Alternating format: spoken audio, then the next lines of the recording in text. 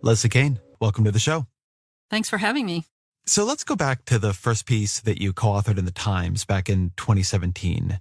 Give me a bit of texture on how that story came about, but fundamentally what it was reporting. Sure. Well, the story came about because of a meeting I was invited to with some associates of a man named Luis Elizondo, who was the person who headed up a secret program at the Pentagon, which is what the story was about. And I had an introduction to him a couple of months earlier because he was resigning from his position as head of this program.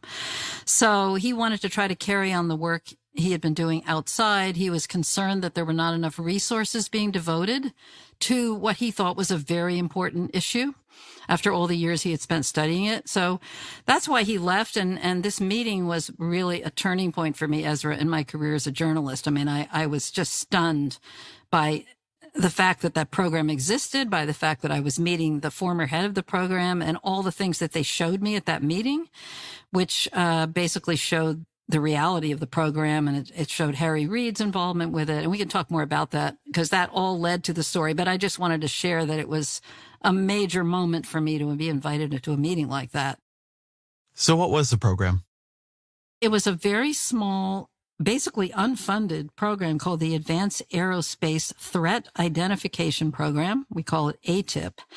There was another program that was set up before this in the DIA. And this was kind of an offshoot of another program that closed down. And basically it was just a small group of people within the Pentagon.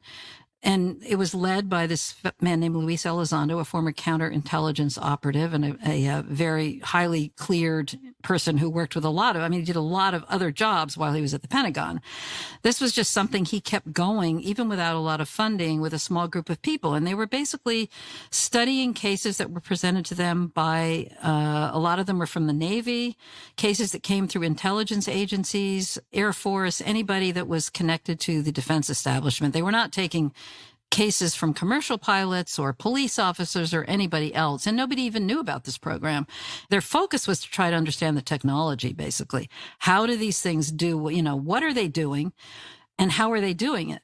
And observe as much as they can and collect as much data as they could.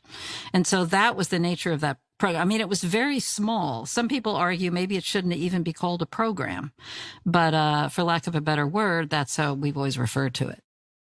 It's one of the interesting questions about all of this that I think to the extent there's a public mind about this, you might think that if the government is doing something on UFOs, or now they're called UAPs, or, whatever the acronym of the moment is, and is seeing things on videos and multi-sensor data, which is something that the government later says these are not just videos, but it's being picked up by multiple sensors, then it might be a very big deal, big conspiracy. But actually what gets reported then, and what I think subsequent reporting also bears out, this program is very small. It's funded by about $22 million from Harry Reid. It's a little bit of a backwater.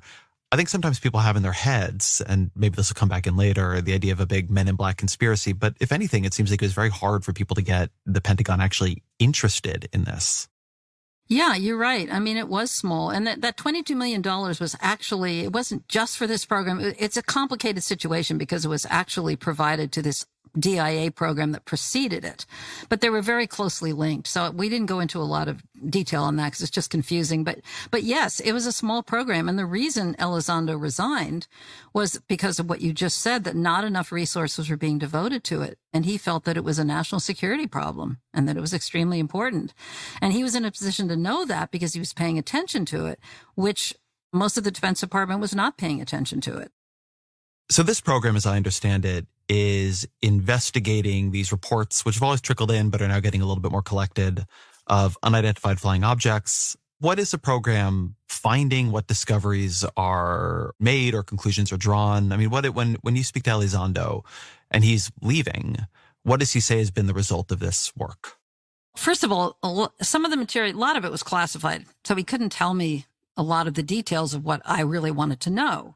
So even the fact that those videos came out was kind of a miracle, because even though it was an unclassified program, actually the fact that the program existed was not classified, but a lot of the information they collected was, they would get case reports, they would get data from these sightings, and they would have their best analysts look at that data, and they would try to find correlations between sightings and try to understand what the various characteristics were of these objects and how they behaved.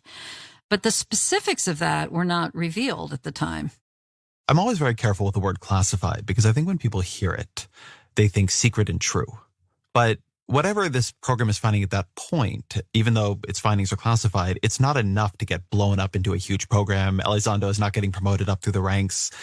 But what it seems to do, and tell me if I am getting this wrong, as I understand it, and partially through your story too, is get Congress interested. So there's this interesting tension again where whatever it's finding isn't doing that much inside the bureaucracy.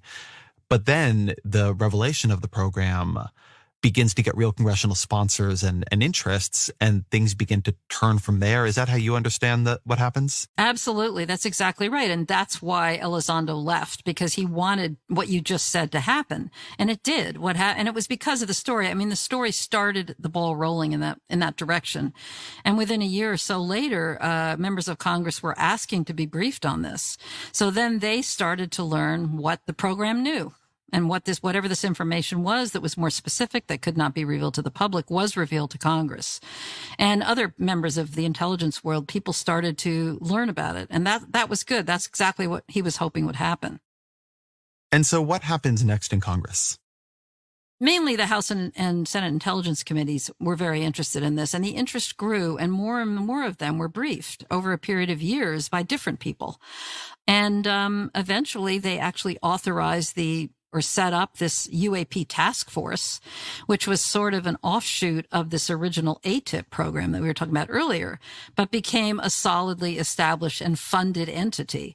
This entity was instructed by Congress to study these cases and come up with reports, including reports for the public, and to just investigate this. And also members of Congress were more public about speaking out about this, which, none of this had happened before, Ezra. It was like a sea change from, there's a line that you can draw in the year 2017. And I studied this. I was doing this for 17 years before that. So it just was radically different that any member of Congress would even speak about this issue. And they were doing that in various interviews.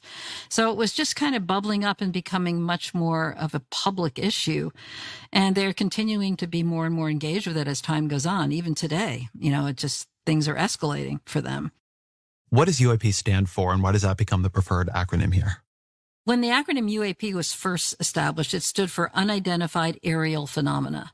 And that was used because of the term UFO had a lot of baggage attached to it. I mean, people think of UFOs as being flying saucers from another planet, or, a vehicle driven by aliens, and something from a science fiction movie. It's just a loaded term.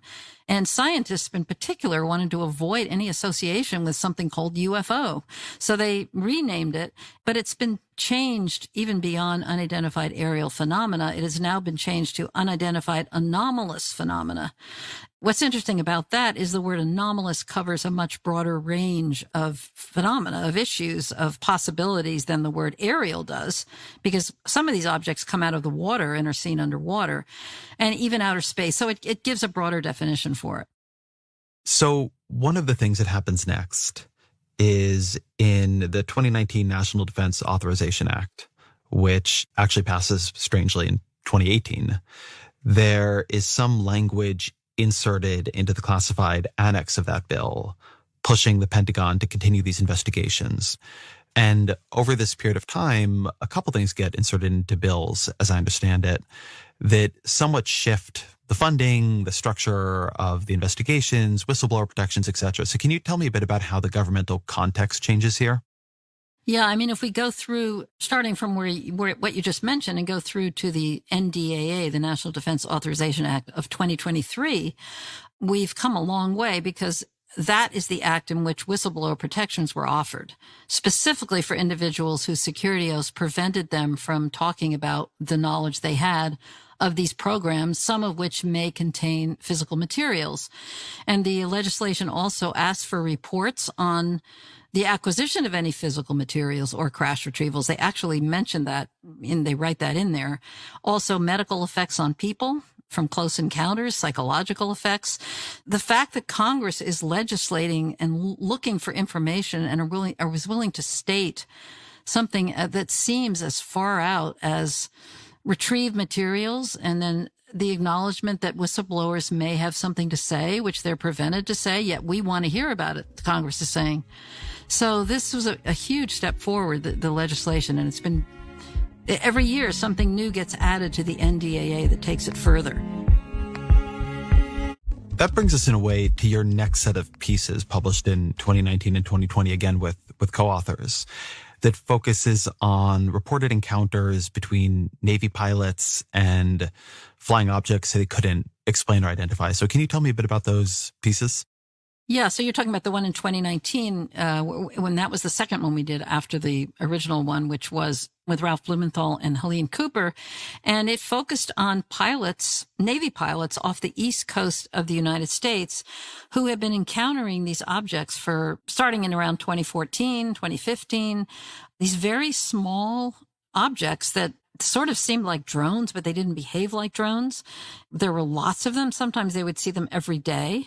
Two of the pilots went on the record. One of them was Ryan Graves, who has since become very well known, and talked to some others off the record. But it was, the numbers of incidents that they had were just extraordinary, and they could not explain the behavior of these objects. The fact that some of them would hang around for 22 hours or something like that, with, which is longer than they believed any drones could remain aloft without going back down. So there were other occasions of near misses where the objects would go zooming between two aircraft. And one was described as a sphere with a cube inside it. So, these were different kinds of things than we had been hearing about for decades. When people talk about UFOs, this was a different kind of an object than we have heard much about before. And this is a bit of your bread and butter as a reporter on the subject. You wrote a book on this that came out in 2010 called UFOs, Generals, Pilots, and Government Officials Go on the Record. John Podesta, the former White House Chief of Staff, writes a foreword to that book. And a lot of that book is reports of pilots, of things they've seen and can't explain. There's a long history and documentary record here. So tell me a bit about whether or not these reports that end up in the 2019 and 2020 stories, are they different? Are they something new? Are they just a continuation of what you've seen and reported on before? How do you place that in context? What's interesting about the difference between the book and the kinds of cases that I wrote about in the book and that others wrote about, because I had contributors to that book who wrote their own chapters, were that they were the more kinds of classic sightings that we've been hearing about for a long time, like gigantic triangular objects or disc-shaped objects, or sort of the typical ones. Silent, huge things that would drift over Arizona for an hour and a half. And I think what's different particularly about the 2019 sightings, are just that they're small. Nobody was reporting anything like that in the earlier cases that I had in my book. And I also think what's changed, of course, is that we have better equipment now and much more sophisticated sensors to capture data on these objects. And also we're paying more attention and trying to capture data on them, which we weren't doing then. I mean, we had one case of an object that was hovering over O'Hare Airport for about 5 minutes, a disc-shaped object in 2006, seen by all kinds of pilots and aviation people. And there's no data on that. It wasn't in a position where the radar could pick it up. I imagine if something like that happened today, it would be very different. So I think part of it is we have different kinds of reports, but we also have much better ability to actually capture data on these objects. So therefore, we know more about them. This was one of the things that, as somebody who's interested and skeptical in the space, I found interesting, because there's a lot of debunking. You can go to it on YouTube and find it, of different ways people could very reasonably see something that isn't there, or mistake something they do see when they're flying a plane. There's a lot on your mind at that moment. But there have been government reports and hearings where there is discussion of these phenomena being picked up in multiple sensors at once, which is more interesting to me because it would seem to knock out at least some of the chance for error. So can you talk a bit about, beyond some of the visual reports, what else is seeing or sensing these events? Yeah, I mean, they do. The multiple sensors is very important. And I don't know much. And I think a lot of people don't know much about what those actual sensors are. That is information that we don't want to release to our adversaries. So even the kinds of sensors that we use are protected. For instance, the videos that were released, The whole video wasn't released. It was just a portion of the incident, particularly the one called the gimbal video, because apparently the rest of the video revealed information about our sensors that we didn't want our adversaries to have access to. So I can't really speak to the types of sensors and the types of technology that's used. I just know that the idea of having a multiple sensor, an object that is captured through multiple sensors is really important, as you point out. And the visual component is important too, but probably not as important as the others. And when you have the combination of multiple witnesses seeing it with their eyes and multiple sensors also picking it up, you've got a pretty strong case, and you have a lot of data to work with. And you cannot analyze a case and come to any conclusion about it unless you have an adequate amount of data. That's always a big problem. You're never going to be able to resolve it without enough data to be able to rule out what other conventional explanations might be possible for it.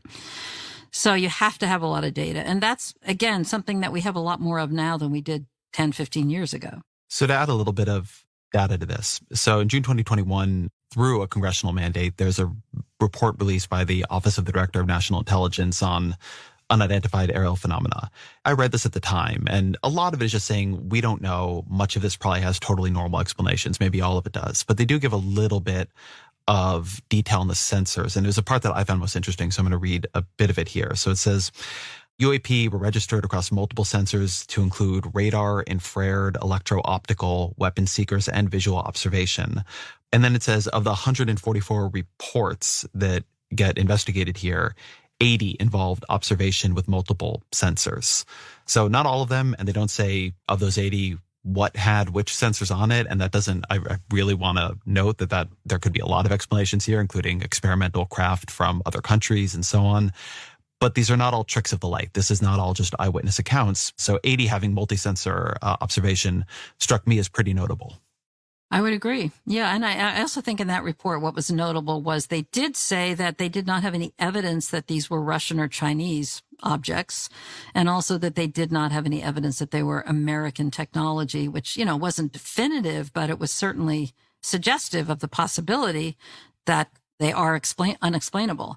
But you're absolutely right, too. Just having something that's not explained doesn't mean that it's from another world, of course. We don't know what it is basically what it means. But that was a really notable part of that report. I don't know if you felt that way, that they did reference the China and Russia and American technology, American, sophisticated, secret, corporate technology or something like that was mentioned, as well as not being a very likely explanation.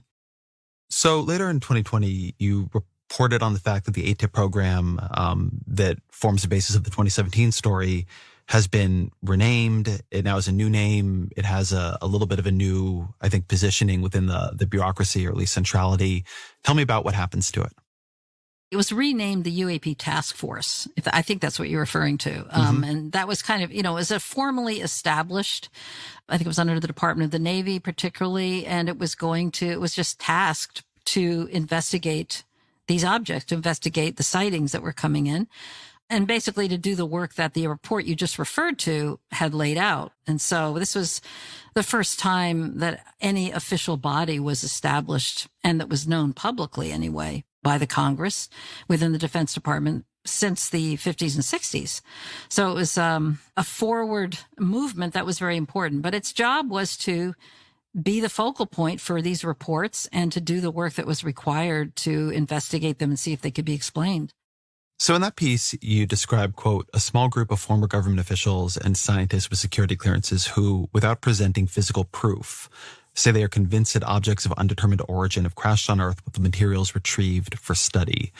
So who are you describing? What kind of evidence did you see there that made you think those statements were credible? So a lot of conversations were off the record.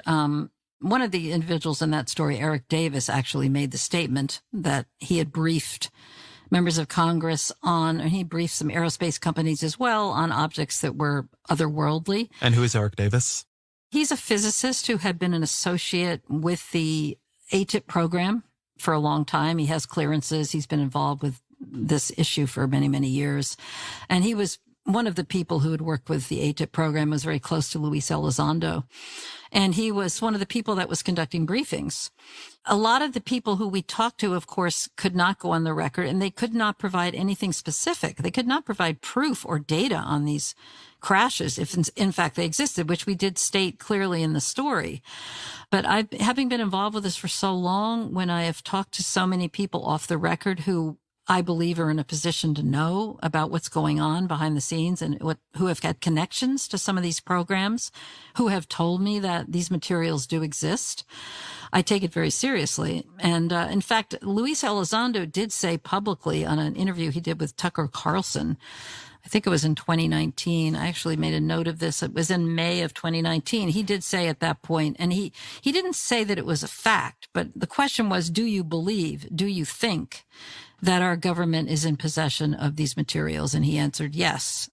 So there have been suggestions of this made publicly, but it's a very hard thing for anybody to go on the record about because it's such a protected area. You can't talk about it. And so this is where I think you can also get into questions about the people who do go on the record. So I remember that the Times actually got criticism for quoting Eric Davis. He said in other places that psychic teleportation is quite real and that it can be controlled. And there's a generalized concern that any kind of task force tasked with studying a topic that has often been understood and has attracted people on the fringe is going to get fringe people. And they might be people who have a basket of unusual beliefs.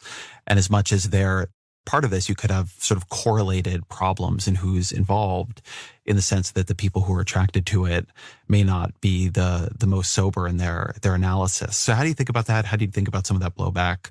How do you think about who is credible here and who has things that they come to this with a belief that is already set and they're trying to prove it?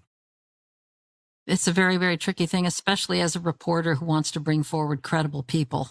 And yes, some of them may have, long histories with various CIA programs that study things like remote viewing, and they might seem you might use the word fringy, but really these were programs run by the CIA. So people have a lot of ideas about the ideas that other people have. And, I can't control that. When I bring someone out, I have a reason to believe that specifically with relationship to this, they know what they're talking about. And who's going to decide what's fringe and what isn't, really? I think that there are people who have beliefs like that, many more of them than you would ever imagine. And most of the people just don't talk about it and you don't know about it. So it's really a struggle, Ezra, because this subject is sort of tainted with all that kind of stuff. You come to the table with people having preconceived ideas about how strange it is and how how fringy it is. So I do the best I can with the sources that I can bring forward, and I understand people's concerns. I want to pause on this because I think it's actually an important space. So on the one hand, something that preparing for this conversation and paying attention to this for a while that I often see is people attempting to destroy the credibility of somebody talking on it by noting unusual ideas they have.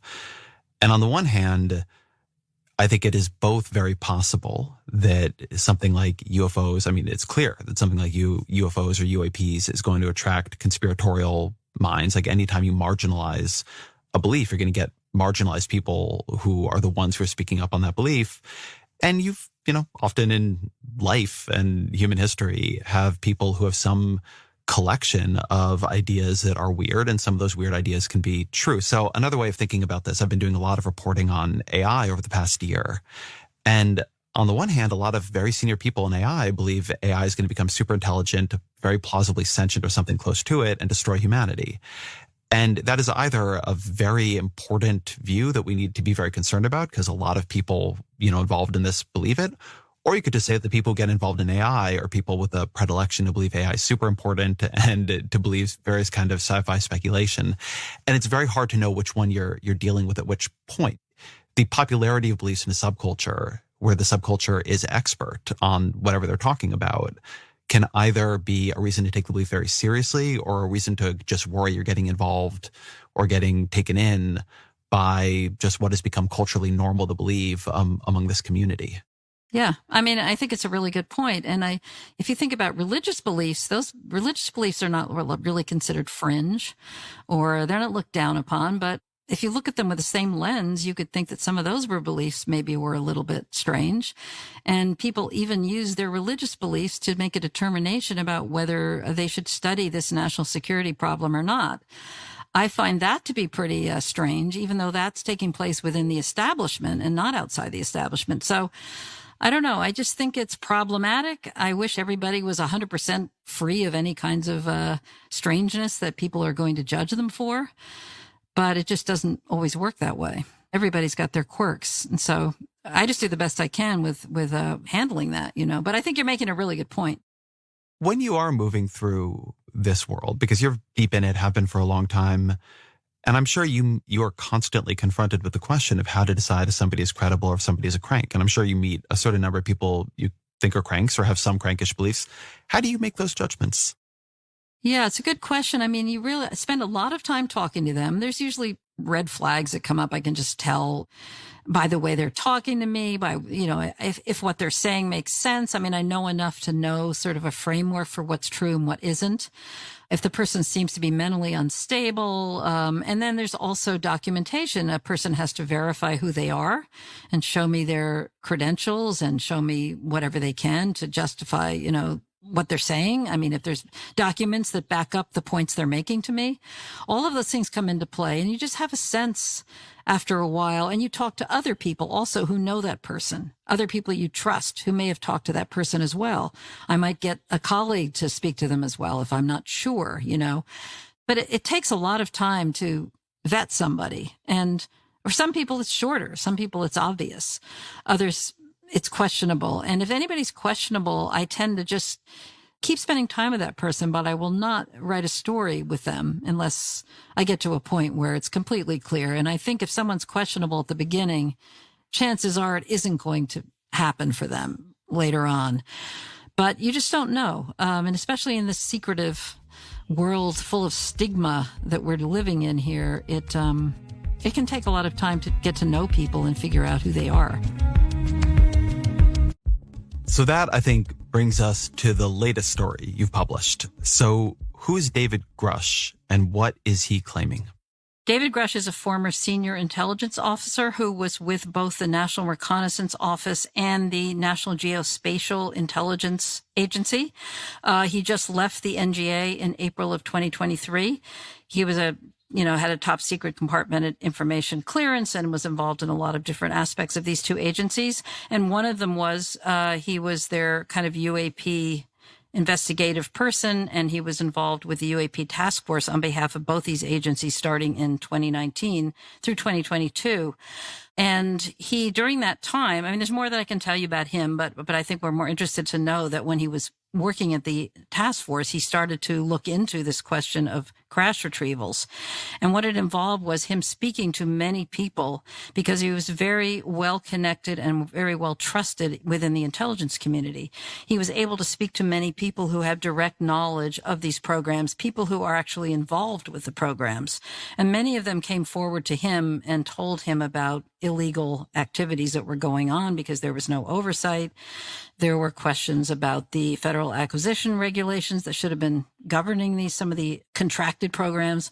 And he just was able to gather a lot of data from them over a period of years, which he eventually brought to Congress and also communicated to the Intelligence Community Inspector General in a complaint that involved reprisals that had been taken against him earlier. I mean, it's a long and complicated story, but I think the key thing is that he is making the statement that there are craft in the possession of these programs, these government programs, and have been for decades, that have been shown to be of non-human origin, definitively.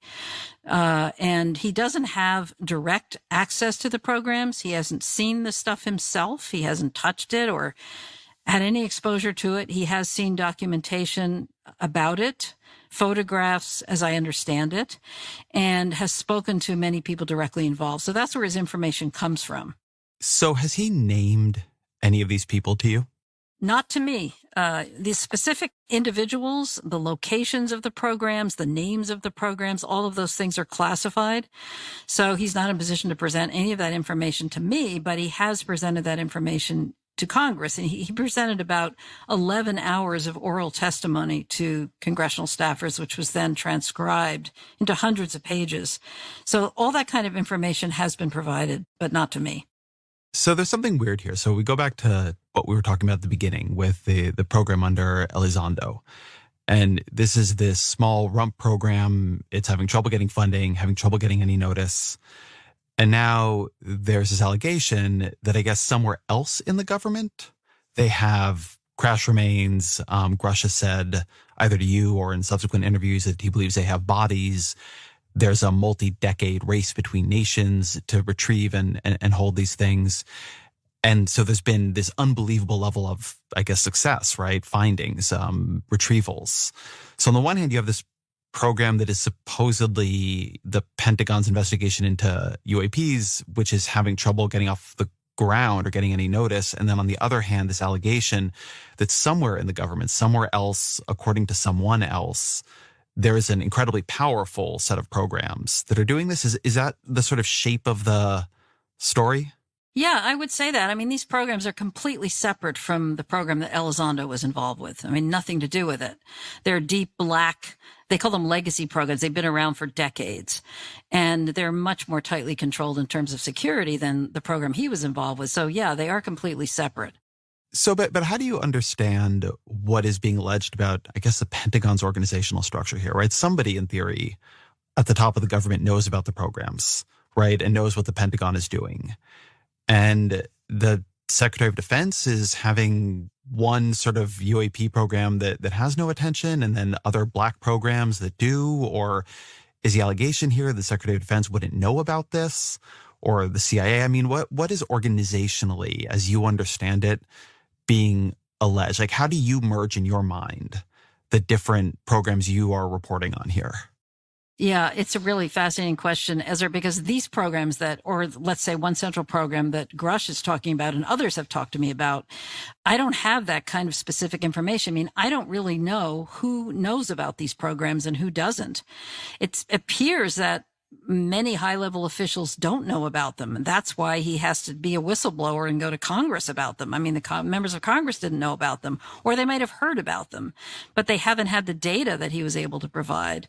And the other whistleblowers that are also coming forward to them, and I know there have been others, they just haven't come out with their names yet. So it's a fascinating question because they're so hidden and they're so, there's so much information that is not being brought forward publicly about them that I cannot say this is how they're structured. This is who runs them. This is who knows and doesn't know.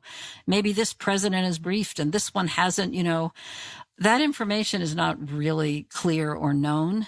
I think that what is known is that it seems very likely, and even Harry Reid mentioned this or alluded to this, that aerospace companies have been subcontracted by government agencies to house these objects.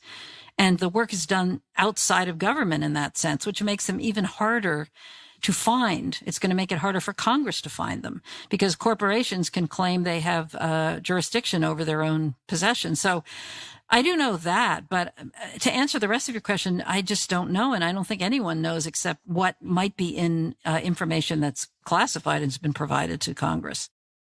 So until now, we've been talking about stories that had some kind of direct evidence at their core, right? There was this Pentagon program under Elizondo. There are these videos that can be released. What makes you confident that Grush's internal investigation here is turning up something real rather than that he has ended up believing things from people who maybe themselves believe the wrong thing, or maybe they're lying, or whatever. People believe, including in government, all kinds of weird things. So what makes you confident in this, given that it is secondhand testimony and it is quite explosive in its claims? Yeah, I mean, what gives me confidence is knowing him and knowing the reputation that he has, and having talked to other people who know him and have worked with him and have vouched for him. I don't have any reason to believe that he himself would be making anything up. And then you ask about the people who have spoken to him. I don't know a lot of those people, so I can't say that I've interviewed them or anything, but I think after spending years involved with the investigation that he conducted with the people that he claims he spoke to, I would believe that those are the people that would know. I mean, I don't think that the numbers of people that he spoke to, it's hard to imagine that all of them are coming forward and either lying or in some conspiracy to deceive him. I trust his judgment on the people he spoke to and the people that he knows within these programs. And the other element for me, Ezra, is that I have talked to other people besides Grush who have told me the same thing. And this has been going on for years, even before Grush came forward. I've been able to gain access to people who have clearances and who are deep insiders like this, and who have told me the same thing, basically. Not the details, but just the very simple fact that these objects are in the possession of our government and they are not of human origin. That's the simple truth that we're trying to get out here, if indeed it's true. I believe it is. I haven't just heard that from Grush. I've heard it from other people that I respect and trust as well for quite a while. So for me personally, it's kind of an accumulation of conversations I've had with very highly respected people that I respect and trust that have given me this kind of information for a long time. And it's my faith in Grush and who he is. And I've spent hours talking to him. He's provided me with documentation and performance reviews of his work. He's highly regarded. So I'm willing to put it out as a story. I mean, I think the point of it is that Congress needs to investigate and find out if what he is saying is true or not. And I think it's up to Congress to take the next step. One thing that is striking about the piece you published in the debrief is that it doesn't just have Grush quoted. There are a series of people who fairly directly say that what he is saying is, in their view, true. So notably Christopher Mellon, Carl Nell. It looked to me like later on Twitter, Elizondo was backing him up. But tell me a little bit about what Nell and Mellon say about Grush and about his claims and who they are. Well, Carl Nell is a recently retired Army colonel who actually still does. He knows Grush very well, and he worked with him on the UAP task force. And he, has said a lot of things. I've had hours of conversations with Carl Nell. He wasn't willing to go on the record with a lot, but he did make a statement that he said that Grush was beyond reproach. I mean, he, and then later on said that what Grush is saying is true. I mean, he said that in his own words. So he's one person. And then we have, there have been many others off the record, but you mentioned Christopher Mellon. And Christopher Mellon began, he was involved with briefings on this years ago. He's been involved with briefings where these topics were covered anyway. And he knows Grush very well, too. And another person is Gary Nolan, a scientist from Stanford University who is highly regarded. He's a geneticist and has been studying physical materials himself for many years in his own lab. Also knows David Grush very well and vouches for him. So, and then we have someone else on the record named Jonathan Gray, who is with NASIC, the National Air and Space Intelligence Center. And he's not so much talking about Grush, but he is basically telling us the same things that Grush is telling us. And he knows these from his own work and his own briefings at NASIC. So there is support for this astonishing possibility that we do possess these crashed objects. It comes from many people, not just from Grush. Gray is a slightly strange figure in the piece, as best I could read the piece, which is he's saying he has more firsthand direct evidence of this, that he's being directly briefed on it, not just sort of finding it out through people coming to him on the side. But if I understand the way the piece is written correctly, Gray is speaking under a pseudonym. Yeah, it's sort of like a legend name. It's a name he uses within his work. What does that mean that he uses a name in his work? Well, I mean, it's just like you might think of a CIA agent. I mean, lots of times people don't even tell you they're using a different name. Like if you're talking, he's not an agent who's in the field conducting clandestine operations or anything like that. But he is working at such a sensitive level, and the knowledge that he has it's not just about UAP, but about other national security issues, is so sensitive that he does not use his real name in his work, and he would never go on the record with his real name. So the only option we had was to use this other name for him. When you say in his work, do you mean in his work in the government? He's not telling the people he works with his name? No, his work at NASIC. He's not telling the people at NASIC his name? Yeah, I mean, I'm sure his immediate superior, who knows him very well, knows his birth name, but he never uses that name.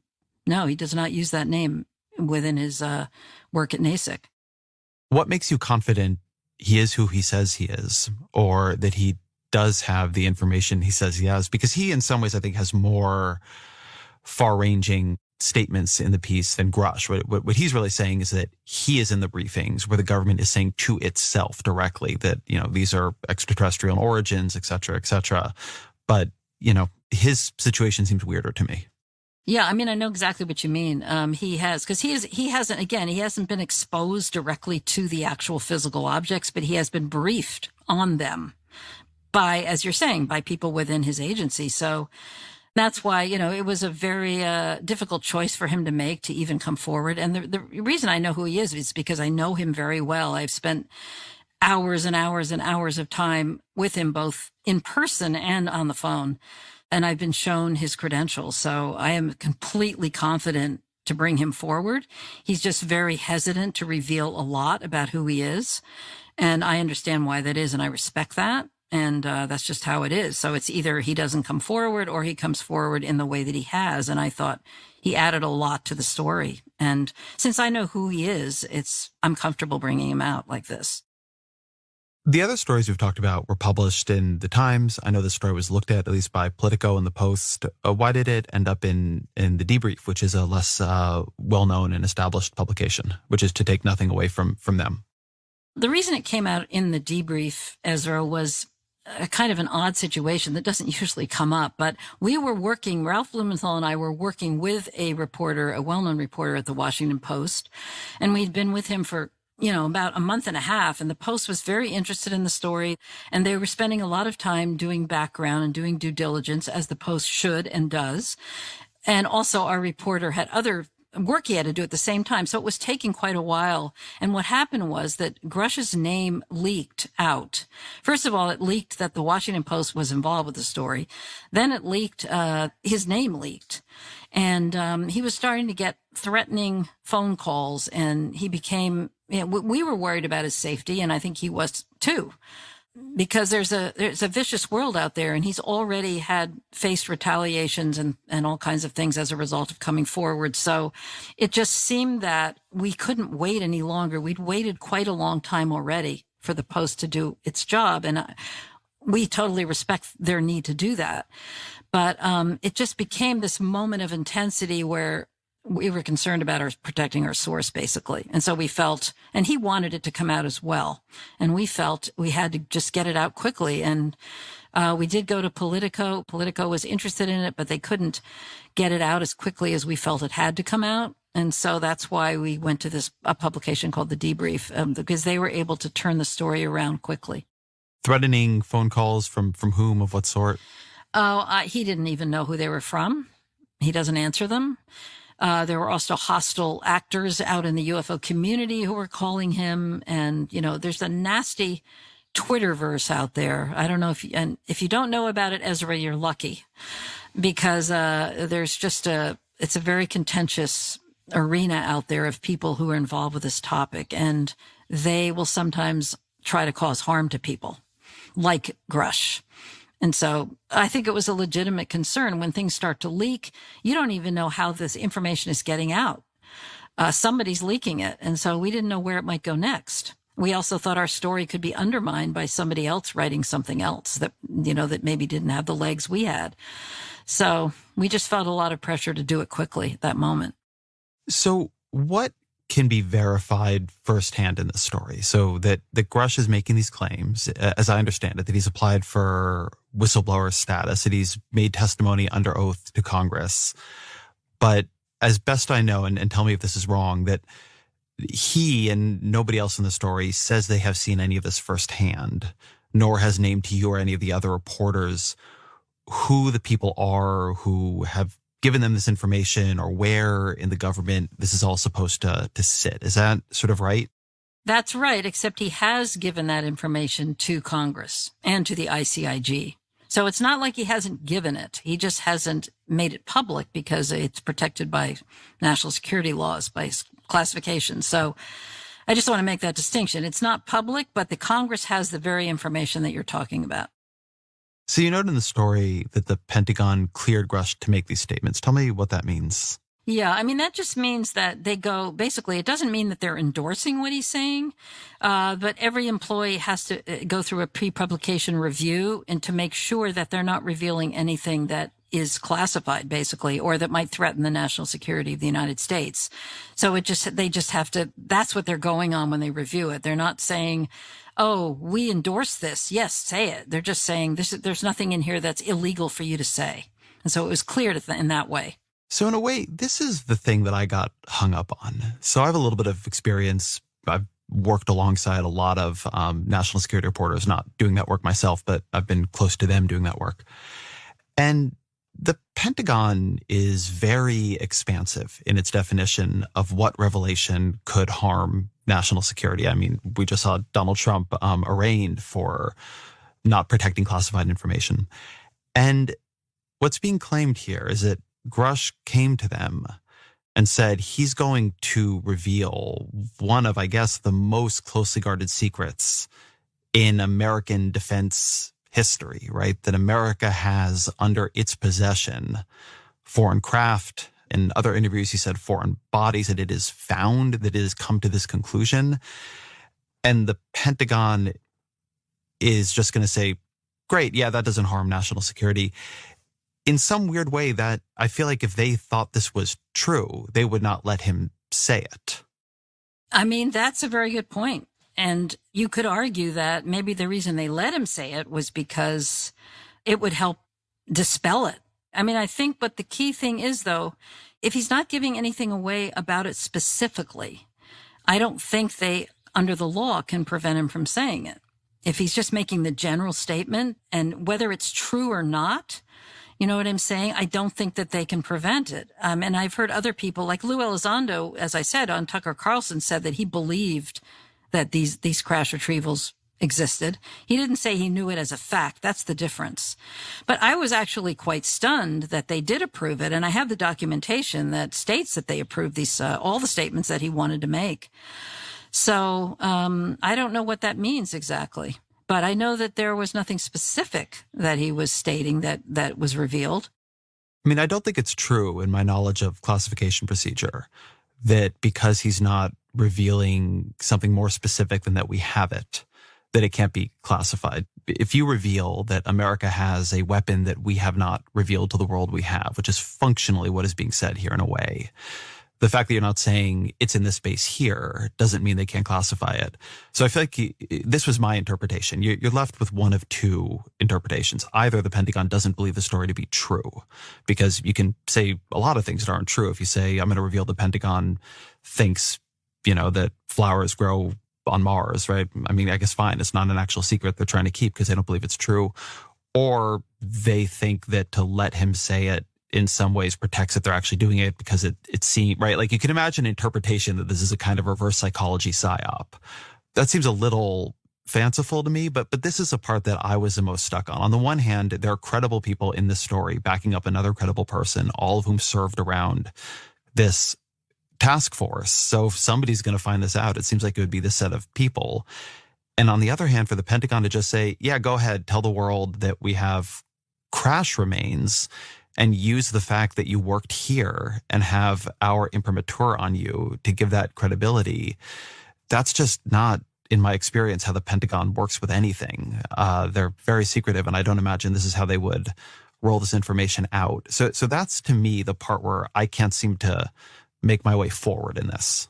Yeah, I mean, it would be, yeah, it's a really interesting point. I mean, I think it's conceivable that maybe the people that made the decision about this don't know about whether it's true or not. I don't know what the actual process of the pre-publication review involves, and, to what level does it go within the Department of Defense? Is it just a sort of a lower level person that's looking for certain signs of classified information? I don't know what that process is about, and I think it'd be a really interesting thing to try to find out more about it. But it is conceivable that they didn't know if it was true or not, and maybe they just think, well, this is kind of ridiculous. Yeah, he can say it. What do we care? I really don't know, Ezra. I have to say, though, that the second review, which was made, which was the one that included the really important statements that he made in the story, happened literally overnight.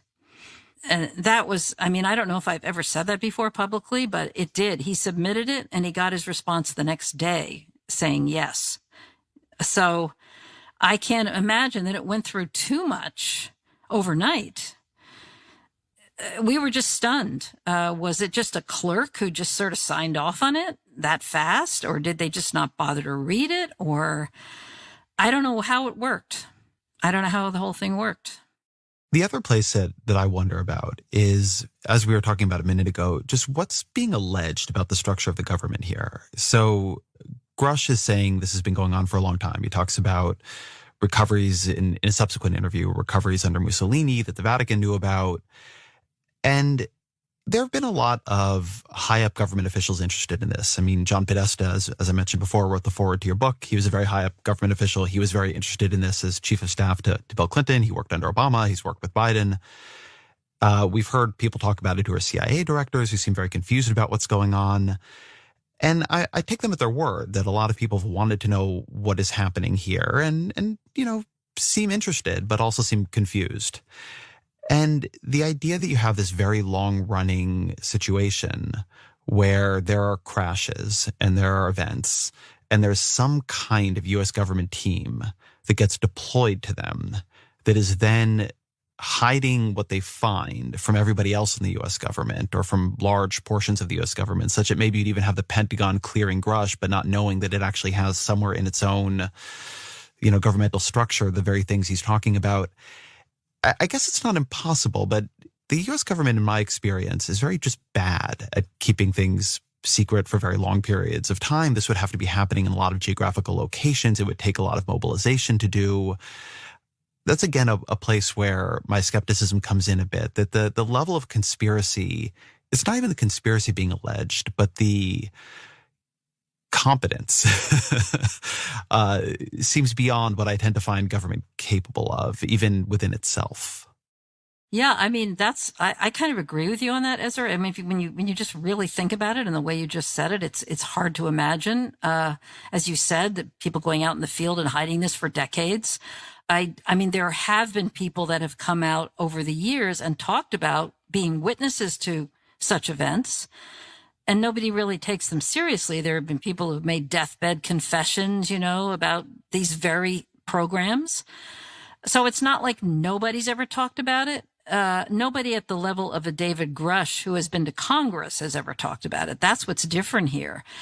And I do believe that secrets can be kept. I mean, I've been told by people close to the program, by one person in particular, that the cost of maintaining the security for this program was more than the money they spent on actually doing the work to study the material. They went to great lengths to keep this under wraps as best they could. And a very, very small number of people know about it or had access to these programs. So that's all I can say. I mean, maybe after this is investigated, it will come to light that none of it is true. I mean, we don't have the proof. The investigation that needs to be done, at least a public investigation, has not happened yet. And it is hard to come to terms with this. I hear what you're saying. So I just want to see more investigation happen. And I wanted to help Grush come forward because I think he opens a door to possibly others coming forward and for us to learn more about what this is all about. I mean, that's the goal.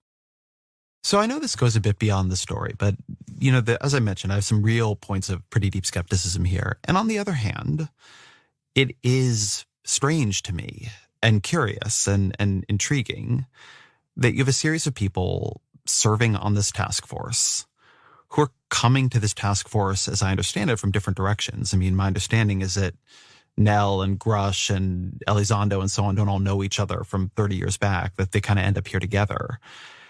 And they're all hearing something from someone who they find credible, such that they believe this is happening. I mean, maybe you know more than you can say or something, and I think you believe this is at least plausible enough that you're reporting it. So given the points of skepticism that you take as serious, what do you think is going on here? Like, what's your mental model of what you're hearing and who is coming to them that isn't just coming forward, or why are they working through Dave Grush? Like, how do you understand what you're reporting here? Well, I would say, first of all, it's not just that they're hearing something from someone, but they're hearing the same thing from multiple people with high clearances who have shown them and convinced them through whatever means they can. And sometimes this is through documentation that they have this knowledge and that they have direct knowledge that they've been involved with these programs. And, you have to trust the ability of these task force members and others who know of this and haven't talked about it publicly to make that discernment to say, well, enough people are telling me this. And I have enough documentation that I've seen that I take it seriously. And all we really have to rely on here is the credibility of the people who are giving us the information. That's all we have right now. So yes, I mean, I can understand skepticism. It's different when you're in a position like I am of having talked to them myself for so long and having talked to so many other people with the same kind of information that Grush has. So that's partly what convinces me. I can't bring a lot of it forward, but I think in terms of how to think about it is, spending a few years talking to very high level people because he is so trusted by them. And some of them come forward to him and talk about illegal activities that they're concerned about. And enough of them do that he builds up hundreds of pages of testimony about what he's learned from them and takes it to Congress. So, you're either going to accept that, well, maybe there's some truth to that, or you're not. And as I said, I think it's just the beginning, but that's how I frame it. I think there's enough people that he has spoken to that it gives it a lot of weight. I want to add one thing, Ezra, and that is like anything that came out in that interview that happened after our story came out, which dealt with bodies and a lot of strange questions that were asked about the Vatican. None of that was part of the reporting that I or Ralph Blumenthal did. And none of that had we discussed with Grush before that interview was done. So I just want to make that clear that wasn't part of our reporting. But I do think it bears, I want to be careful here because, and we were talking about this dynamic earlier, I don't want to rule things out that Grush is saying because he's saying some things I find even weirder than some of the other things. But I mean, it is all the same guy. So I recognize it's not part of your reporting, but the fact that he's now going out and saying, well, his theories, these are being sort of working on quantum dimensions, not, sort of operating in space-time, not, and it's a Vatican. And so there are things he believes that I think are obviously does not have a lot of evidentiary backing for. And then there are things that, he's hearing from someone. And it doesn't seem crazy to me that if you are in the position he is in, and I take him as sincere, and you are now serving on this task force, and you're seeing things that you cannot explain under your old models of the world, then probably a lot of things that you discounted before and sources you discounted before become more credible to you all at once. And how do you sort between them becomes very difficult. But, the fact that he's saying this in subsequent interviews, I mean, he's still the source at the center of the story. So I feel like it's all relevant. Right. I agree. I understand your point. So there's another oddity to this to me, because as you say, there's been for a long time stories that this has all been recovered and that the government has it in possession. And sort of Grush and some of the other people named here are basically saying, listen, people who are involved in this are coming to us to tell us about it. So on the one hand, this thing is really not that secret, right? People seem to want to talk about it who have firsthand knowledge of it. But why don't any of the people with firsthand knowledge of it then come out if they're very concerned, right? And they'd be very credible because they could say, look, I was in the room and I saw the thing. And there are these whistleblower protections. What's your theory of why they're working through somebody like Grush? Well, I think that they don't feel safe coming out at this point. Now, that could change. And I think that's what we're all hoping will change once because Congress can talk to these people and maybe they will feel safe coming out. But as it stands so far, as I understand it, they don't want their names out in the public domain. They may be working in jobs, which, I know of one person who has actually spoken to Congress. Who was in one of these programs for a short time, and his current employer has made it clear that they don't want him talking about this. There are various risks that people take for coming forward, especially if they're still in government. And so for whatever reasons, each one of them has their own reasons for being willing to talk to Congress, but they are not willing to go public. Now, I think that's going to change, Ezra, as time goes on. And I also think if Congress holds a hearing, they may call some of these people And they may not have a choice, but if they can talk under oath in a protected environment in which they are free to say what they want without facing reprisals, that could change everything. Also, because of the reprisals and harassment that Grush faced over the years, I think a lot of these people are afraid of that happening to them. So it's complicated why they don't come forward, but they all have their own reasons for it. The other thing that I've wondered about is we just live in this age when just documents leak left and right because it's so easy to send them through, much more anonymous means, right? You can work them through the dark web. They end up on Discord servers, right? We've been through WikiLeaks and Edward Snowden and a lot of versions of these. And one thing that's always interesting to me about the stories here is they're very, as I hear them told, they're very human to human, right? Somebody told me. Instead of us getting, or I think much more to the point, instead of you getting an anonymous zip file that has a bunch of documents, a bunch of photographs, whatever it might be. And I don't know if Grush has supporting documentation that he was able to turn over but can't show you, or did show you and you can't, it's not been reported. But what about documentation, which in many ways is easier to leak than people having to come forward themselves? Well, apparently, what I understand and what Grush has said is that he has provided some of that documentation to some extent to Congress. I don't know exactly how much of it. I have not seen any of it because it's all classified. I don't think he is willing to, and, you talk about things being leaked. I would love nothing more than to get such a file, but I would not also want anyone to risk going to jail in order to leak. And I think nowadays it's much harder for people to leak things than it was. And the people that I have talked to who might be in a position to do that are just not willing to take the chance. They don't want to spend the rest of their lives in jail. That's what they're afraid would happen. So you never know. Maybe it will happen, but it hasn't happened yet. And, maybe also even better that there will be a way that some of the documentation eventually can be declassified and can be released. And maybe the Congress will be able to facilitate that happening. I think we all have to be patient. This is a slow process, and this Grush only came out, within the last 2 weeks. So we have to let it all unfold, and hopefully we're all going to learn more and get more specific information through whatever means that happens. So what does happen now? So my understanding is that the Pentagon has denied the claims. They've said they don't have evidence of what Grush is saying, but he did make this testimony to Congress. Like, who in Congress does have this now, and what do they do with it? Well, the Congress they haven't been that forthcoming about, which members have seen it and what they think about it. They're not willing to go on the record about any of that. We do know that he provided this information to the general counsel for both the House Committee on Intelligence and the Senate Committee.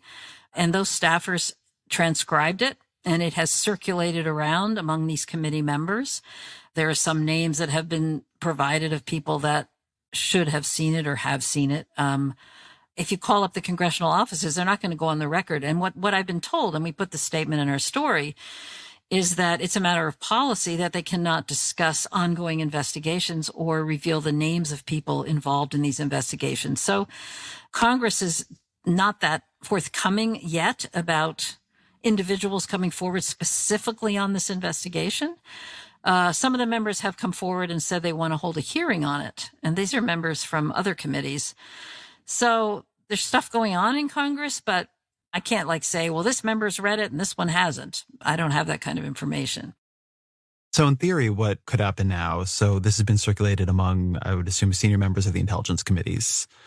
And they would have more of the names and specific information Grush has said he's provided. And they could, if they chose and found it credible, follow up on it and go from there. And a number of them are interested in this. Rubio and Gillibrand and others. There's clearly members of Congress who are very interested in this area, and Congress is leaky in my experience, and I know people on the Intelligence Committee.